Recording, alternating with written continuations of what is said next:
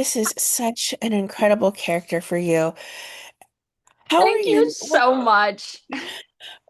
Ponies is fully streaming now. What were you initially told about this character of Cheryl? The I was one of the last characters cast, and so the process was really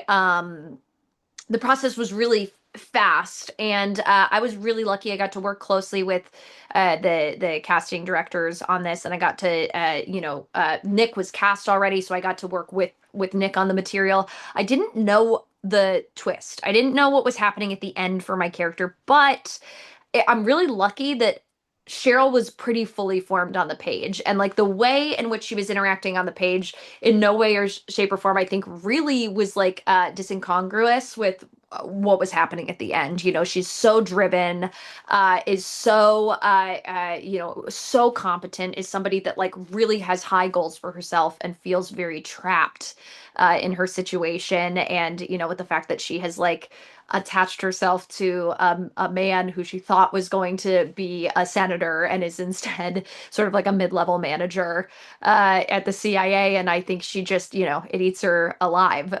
So it rocks. It's the most fun type of character to play. And I think like even if you don't agree with her mm, all of her actions, I think it you can sort of see how she gets from A to C, which is very exciting. I mean, right away we do find out that Ray and Cheryl are married. How would you describe their relationship?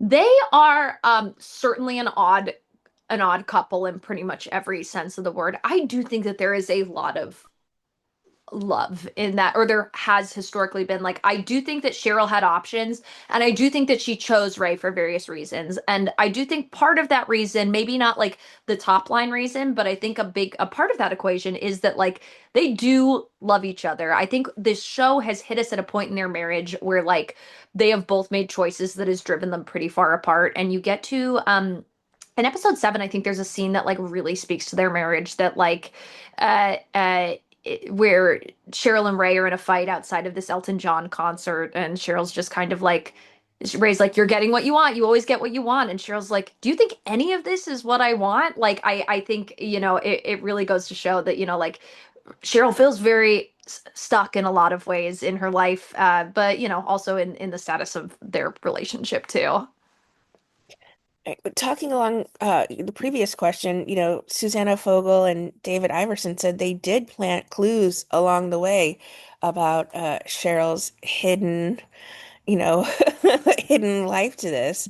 And it's interesting. Did you notice them along the way, or did they sort of point them out to you as what would lead her to be the mole? Yeah, I think like, sort of like macro, I think it's, like they I think if you look closely at anything that Cheryl's doing, it like it points her to being somebody that would be the mole. It's like, she really wants to know what's happening with the status of the case. She's talking to people way above her department head, and is like going out of her way to like talk to Dane, who's like, the head of the CIA, and is like, "What do we know? What's happening?" And he's like, "Why are you talking to me right now?" And she's like trying to give clues. A big one that I loved and noticed is that like Cheryl throughout is being like, "I don't like music.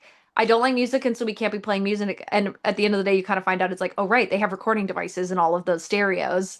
So it's like, if you're playing music, then you can't hear people talking in the recording and things like that. So it's like there's lots of little things throughout that I think do point to Cheryl as the mole, but also, like I, I think if you're paying attention to the person that is like feeling most burned and has access and is like hyper competent and has the ability to pull off a double life like this, like if you're looking at it on paper, I do think Cheryl is the logical answer. It's just, it's the ethos of the show. It's like, we're overlooking the women in this scenario, and I think Cheryl is not an exception to that. I mean, they also said that Cheryl feels undervalued, underappreciated, and maybe insecure around Yeah. Evie. What was their relationship dynamic? I think, that is it exactly. I think like the big thing that took Cheryl by surprise is how much Ray liked Evie. I think at first it was, Cheryl didn't like the optics and was not interested in having somebody that was, maybe going to pay a little bit more attention around the house. But at the end of the day, I think in this goes to show and prove that there is love in that relationship between Ray and Cheryl, because I don't think you can get that genuinely hurt by watching somebody have an emotional affair in front of you if you don't actually have love there. I mean, you can be frustrated and angry, but I don't think you can be like truly that like hurt and heartbroken that she is in places watching them have that kind of an emotional affair. I mean, obviously, like she is doing a lot of things in her own time, but I think like she doesn't have that same, it in sort of my reading of it, like doesn't have that same like emotional connection to any of that. And watching her husband do that, I think hurts. Well, we know what we, the audience, is privy to what Cheryl has been up to. How do you think this sets things up for the new dynamic between Ray and Cheryl for season two, or maybe Cheryl and Twyla and B for season two? Yeah, I mean, like, fingers crossed. It would be wonderful to get to go back and do that again.